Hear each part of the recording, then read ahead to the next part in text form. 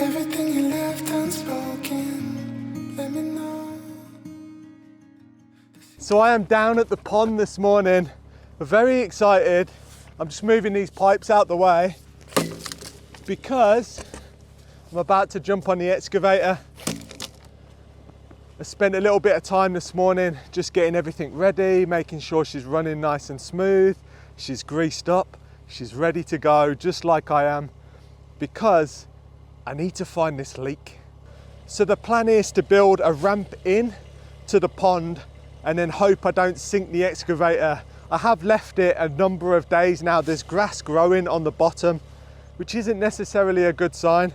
So the first thing I need to look at is here.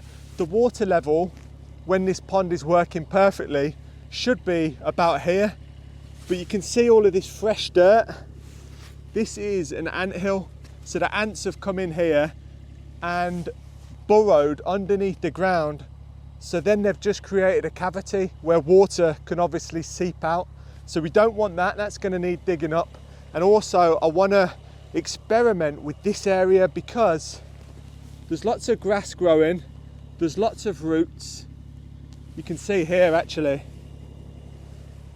all of these roots, they need to go because there could be bigger ones underneath that is creating an area where water can seep out through the bottom or through the dam wall. So there's lots to be getting on with, but hopefully this fixes it. I do know quite a lot about ponds. I've studied it like crazy. There isn't a video on YouTube that I haven't seen about ponds, building ponds, what to use to create ponds and build ponds and seal ponds. This is a natural pond, so I've used the clay that I've dug from the ground to then put back on the dam wall and the bottom to hold water, and 3/4 of the pond is holding water just fine. I'm gonna try this method now. If this doesn't work, then I will have to source some bentonite, but in Portugal, bentonite is very hard to get, so I'd have to order it from Spain, probably have to get a whole pallet's worth. That's gonna cost money, so if I can do this, the free option first, I will do. My mother was a flower child, dancing in the field. She taught me how to spit out seeds and how to spin a wheel. She told me to be grateful for the sun each every day, 'cause you never know when it's gonna go away.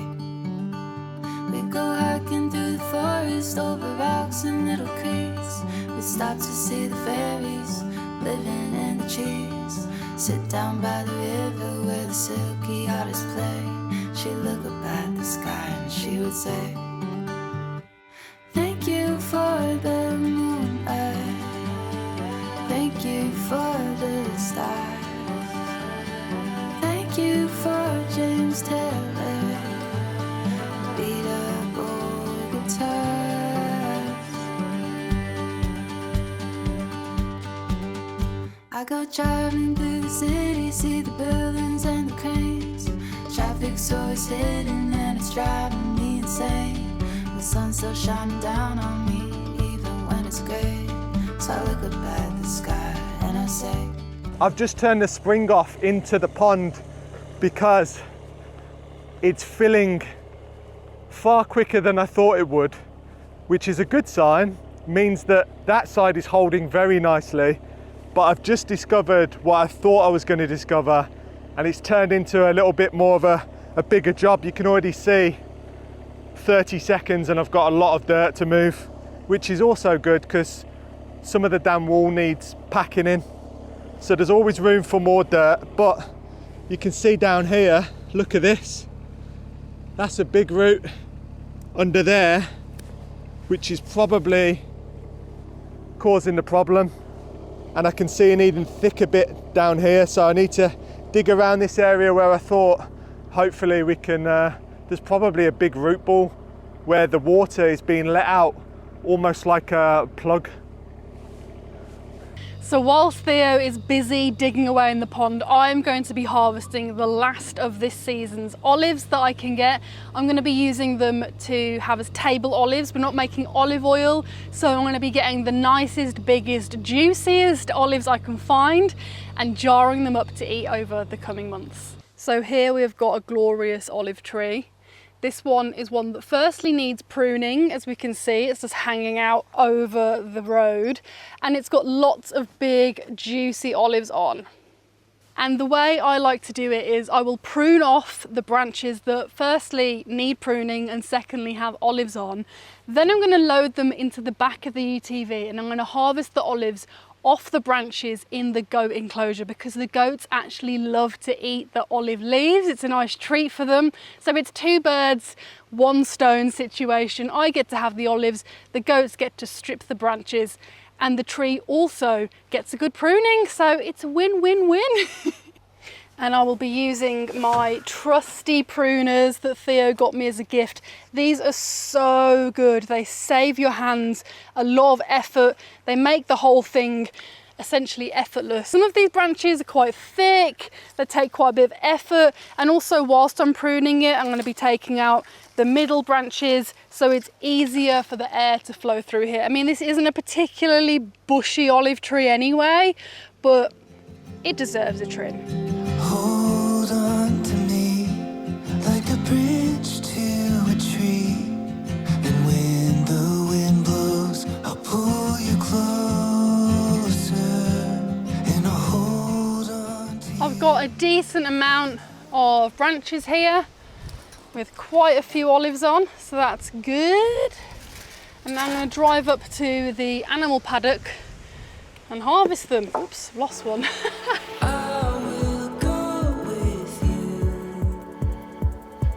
Watch the ocean kiss the moon. Run away with me, where the morning paints the sea. Today's video is sponsored by Milano. Milano is a tool for organising your creative projects. Think of it as a flexible visual workspace where you can gather and organise all of your ideas in one place.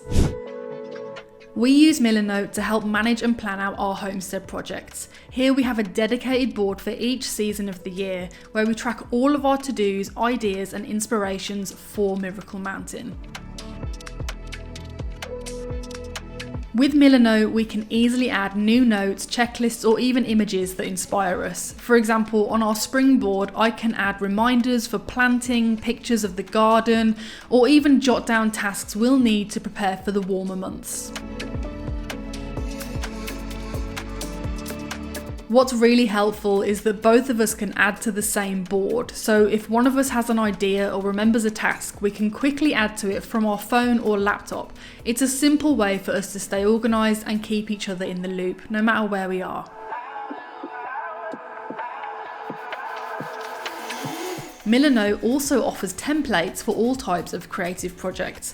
There are over 100 built-in templates that make it easy to jumpstart any project. We use the task planning template to structure out each month's priorities on the homestead.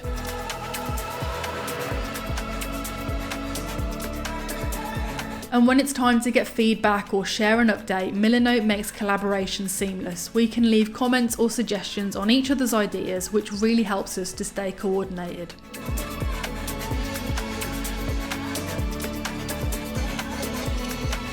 Best of all, Milano is available for free with no time limit. So if you'd like to give it a try, click the link in our description to set up a free Milano account. It's a great way to bring your ideas to life, whether you're a creative professional or just love organising your ideas. So the goats are looking at me like, what the hell? I very rarely drive onto the paddock with something. I'm going to let the chickens out first. Hello, beautiful Margot. Oh, Tilda's already checking it out. So I'm going to let the chickens out too, seeing as I'm here, we can all hang out together. And you might be wondering about the chickens. Our list of winter plans include building a nice big fence around here that the chickens can't get out of and predators can't get in. So the chickens can be out all day whilst we're here. They're out pretty much all day anyway whilst we're here. But there's always more of a threat, and some of them, aka Sage, where is she? Sage is the white one there. She's the leader of the pack. She loves to squeeze through the gaps in the fence, as does Selma. So it's for their own safety more than anything, but that is on the list of jobs for winter and I'm really excited. But now it's time to get olive harvesting. I might actually already have some branches that don't have olives on for you girls, so you can just get straight to eating on them. I mean, the fence is open, so you can actually go out if you want. You can. Here, let's see. These are the suckers and they didn't have anything on. Ooh! How about this?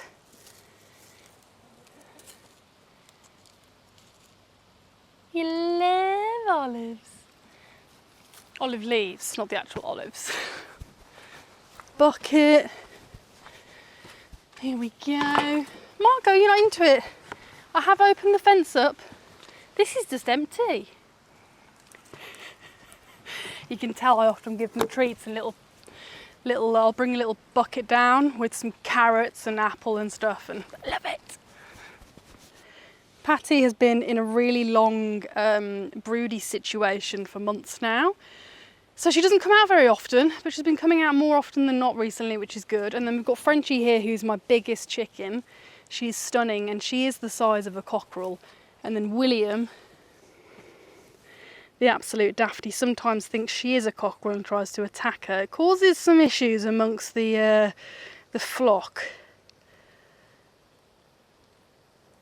I've got my bucket here that I will lob all of the olives in, and then I'm going to take them off a branch by branch basis. I was thinking of just dumping them all in, but I don't know. Do the goats eat the olives on them? Let's see. Tilde can be a test subject. If I leave this one next to you, I can only see one olive on here, and there it is. We'll come back to this, and if the olive's gone, then we know they do eat the olives. So I will just do one at a time for now. There's actually, oh yeah, there is olives on this. Ooh, here we go, first one.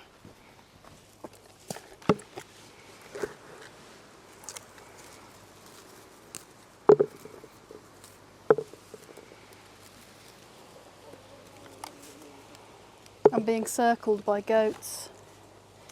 They're like starving sharks. Margot's pretending she doesn't care. That's not true. There we go. Oh, no, there's more on this one. William, be nice to Frenchie, please. We won't be having any bullying around here. It's not her fault that you're a small man compared to her. What I'm doing is I'm just going to strip all of these branches completely of the olives.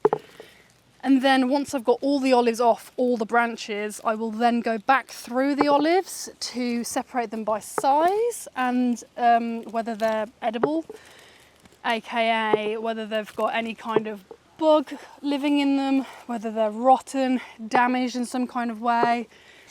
So I'll go through them by size, separate them by size, the ones I want to keep, and then by colour, because the greener ones are less ripe.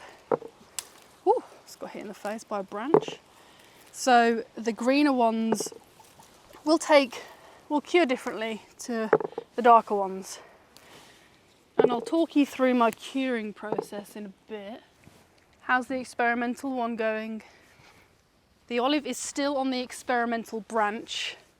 And there is loads of ways to harvest olives. You've probably seen people climbing ladders and just harvesting them directly from the tree. That's a very traditional way. This is more a small scale harvest, obviously, because I'm not even making olive oil. And it just works best for me because it means I can prune them as I go. But our olive trees will be getting a full prune this winter. I'll try and get around as many as we have. We do have hundreds, literally hundreds of olive trees.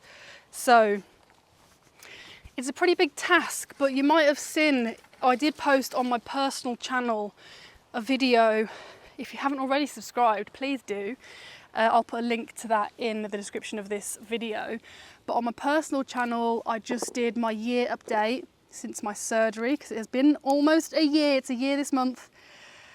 And I'm so different to who I was a year ago. I actually have so much lust for life, I guess is the best way to put it, and doing things like pruning all the olive trees doesn't feel like a task that makes me want to just hide away. It doesn't feel impossible to me. It actually feels exciting. I feel so excited to do things. It's actually surreal. I never ever envisioned that my life would be like this, and I actually feel excited about the future, which might sound completely alien to you, and I hope it does, because that means that you've not felt the way I felt, and that's good, because I don't want anyone to feel that way, because it sucks. Oh, has experimental olive been eaten? Okay, the experimental olive is gone. It's been consumed. It's been consumed. So, oh, you are so, I hope that was caught on camera. So whilst,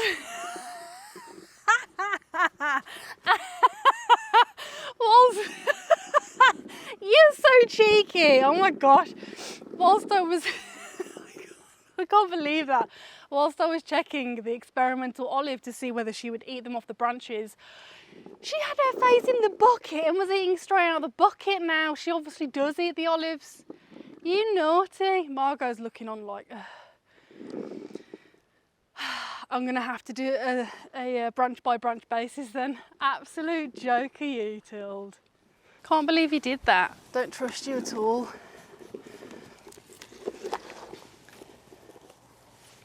Margot, you don't have to keep watch. You can enjoy yourself.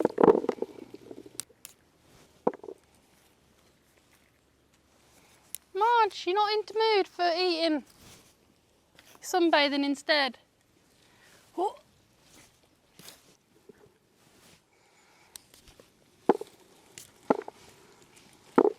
Oi, oi, oi, cheeky girl. She's trying to steal my olives.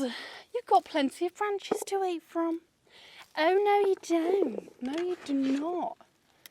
I thought this would be a nice moment. We could hang out together, and instead, you're not eating the olives. Yeah, I know. I know I'm making it worse for myself by giving her them as treats, but she's my old girl. I want her to be happy. Yeah, I'll throw the manky ones on the ground and you can find them and eat them. I don't want you to have too many because it'll probably give you the squits.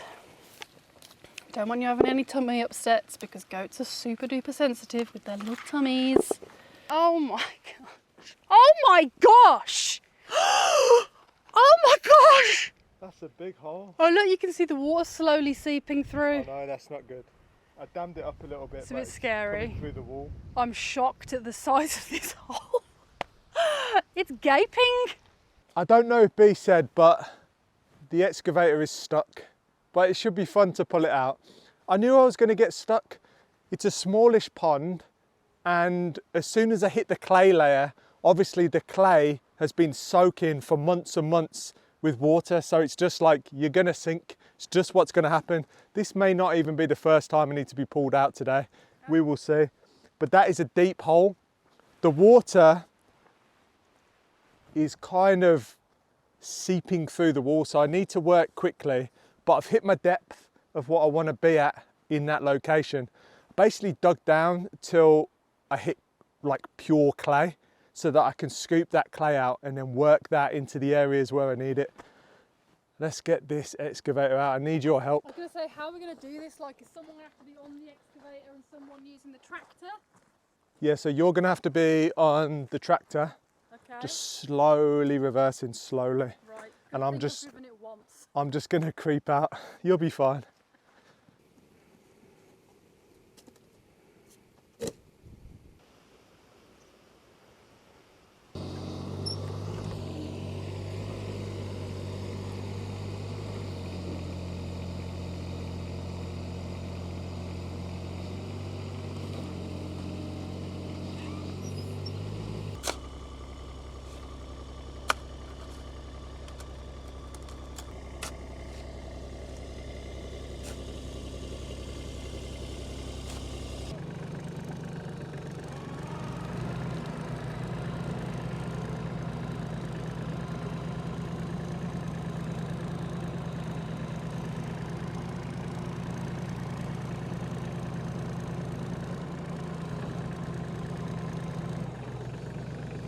bloody did it. Easy.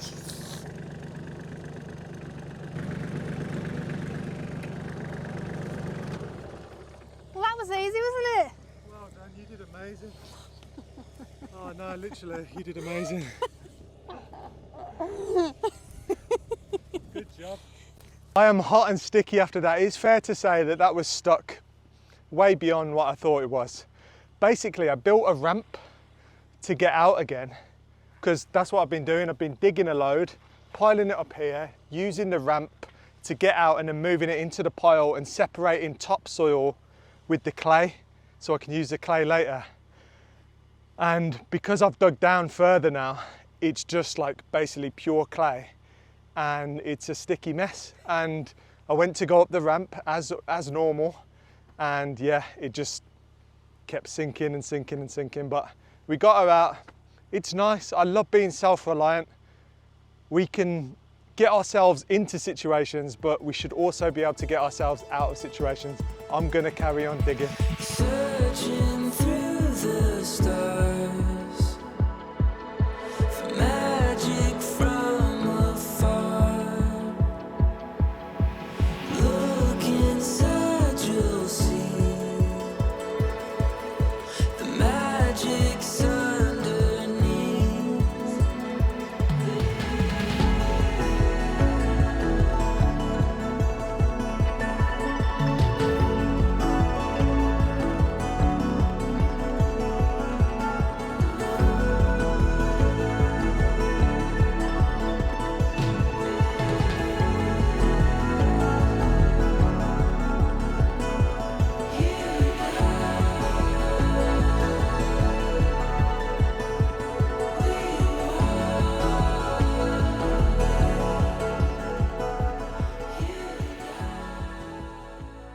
So as I said this morning, that definitely turned into a much bigger project than I anticipated. What happened is I just kept hitting root ball after root ball after root ball in the dam wall. So I had to keep digging down to get the root ball out. And then I had to keep digging back on the dam wall to make sure there was no big roots where the water can just seep through. So I've gone right back to clay, and hopefully that will do the trick. I breached the dam wall, as you would have seen in the video, and all the water is now kind of leveling out. And now we just need to see if it rises to the point where I want this to go, and then I can set the proper overflow pipes in motion, and that is when the pond will become lovely and clear and beautiful. There's still a lot of work to do around the pond. I've just done the initial digging. Now I've got all the clear up to do. That is a mammoth piece of dirt beside me, taller than I am, and probably, I'd say 10 cubic meters, maybe more, to move to the back of the dam wall. And I keep saying dam wall, and everyone in the comments are like, am I saying that dam wall or am I saying dam wall? A bit of both. I'm going to strengthen it with all of this soil. Also, there's some beautiful topsoil in here which will just be nice to seed, and everything will grow easier than on top of the clay. Time for some lunch. It's a new day and Theo is already out on the tractor moving these piles of dirt to areas they need to be. Number one is the dam wall. This is the area from a few weeks ago when we had some heavy rain that it did almost breach. We've reinforced it a lot, it's done very well now, but you can never reinforce it enough, and especially because we've got all this soil, it makes sense to just dump it where it needs to go. It also will allow us to make a nicer, smoother, gradual area here, and this soil is perfect as well.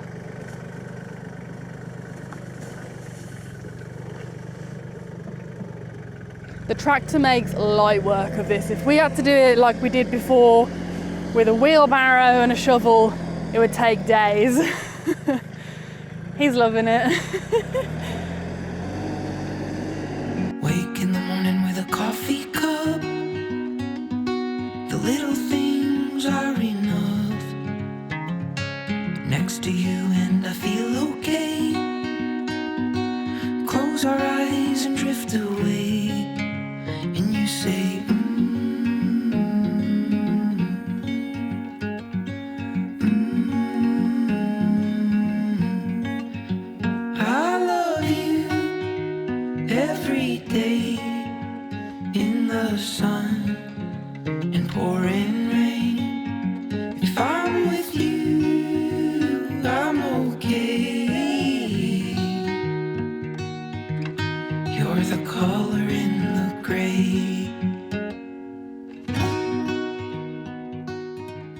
I'll show you how much the pond has filled since yesterday. It has levelled out.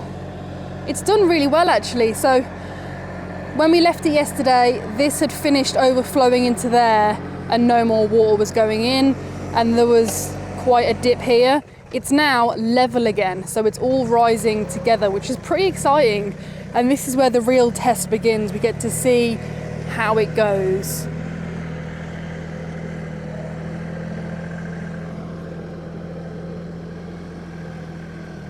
Also, I said to Theo yesterday, does anyone remember in Jurassic Park 1, the first ever Jurassic Park film, when they first get to Jurassic World and there's the big piles of dung, dinosaur dung? These remind me of that. It literally feels like dinosaur dung. Please tell me I'm not alone in feeling like this is prehistoric poo piles.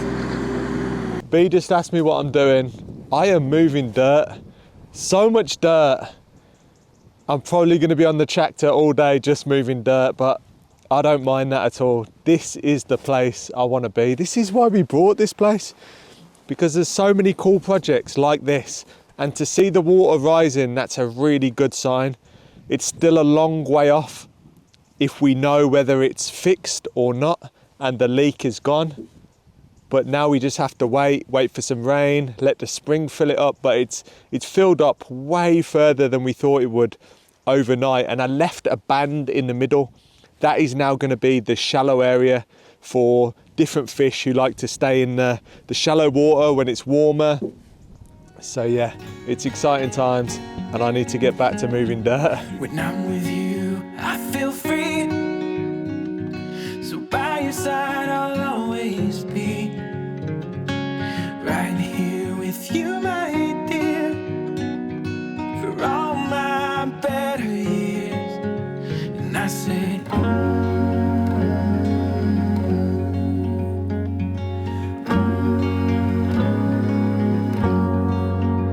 I love you every day in the sun and pouring rain. If I'm with you, I'm okay. You're the color in the gray.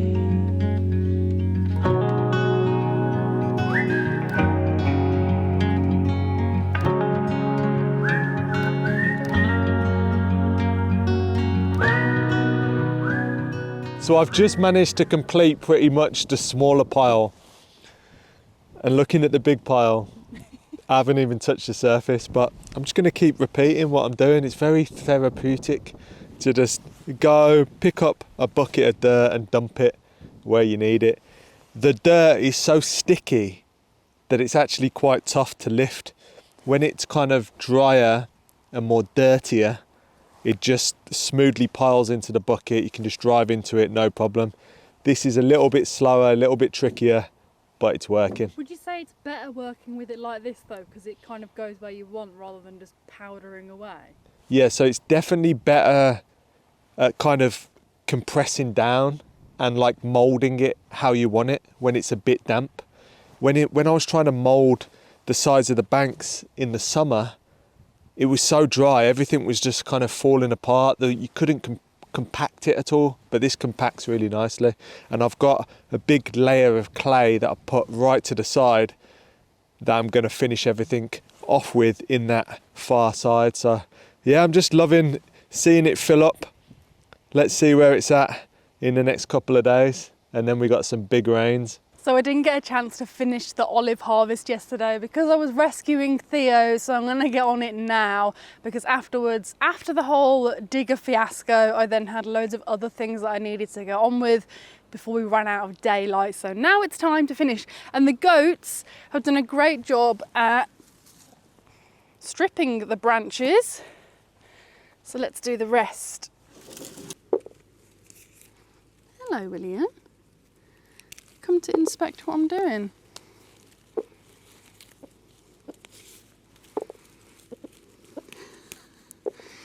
You guys like old olives, don't you?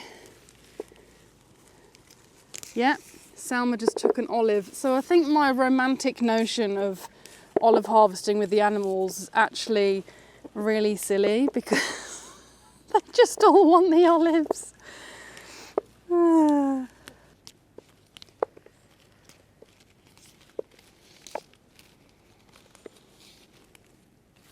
So apologies if I sound like a broken record. I can't remember what I've already said. But there's a couple of different ways that you can harvest and cure olives. Firstly, I didn't know this until I started actually doing my own kind of olive harvesting and being around olives on trees, is that you cannot eat an olive off a tree. I mean, you can eat it, it will taste disgusting. Trust me, I've tried, and if you never have, I suggest you try it just so you can really appreciate how gross it is. But you have to cure them to release the, I want to say tannins, that's probably the wrong word, but basically curing them allows the sour, bitter, nasty taste to be leached out of the olive. So if you're making olive oil, you don't cure them, you take them to a press and they just get pressed and olive oil is extracted. That is a fairly simple process. You turn up to the press. Pretty much every town, village has one or nearby. And during olive season, harvest season, they get very busy. Sometimes you have to queue for a long time, and you can either choose to have yours pressed with your own olives, so you know that those are your exact olives from your exact trees that are in your olive oil, or you can do, which most people do, is just have the olive oil that's produced with all of the olives that are taken to the press. So that can be olives from your neighbour's trees and such forth. If you want to eat the olives, you will preserve them. And there's a couple of different ways, and I've tried a couple of different ways. You can do it with just water that you change every day for the first week or so, and then you'll do like a brine bath and leave them. Or you can do just in salt. Now, I really like this method because it really speeds up the curing process, and you can be eating these olives within a month rather than having to wait a couple of months. So the fastest way to eat olives off a tree is when you cure them, you want to create a type of, you want to penetrate the skin, you want to cut the skin open in some kind of way. You can prick it with a fork, you can slice it with a knife or your nail. If you want to take it a step further, you could be removing the pips of the olives, but that's going to take forever. If you want to do that, that's totally fine, it's your choice. And then you will layer them with salt. And you want to rinse out all of the moisture that is taken from the olives by the salt as often as you can. And it's quite surprising the amount of moisture that comes out of these olives with this pure salt process. So these olives are going to be super salty. Oh my gosh, they're so nice.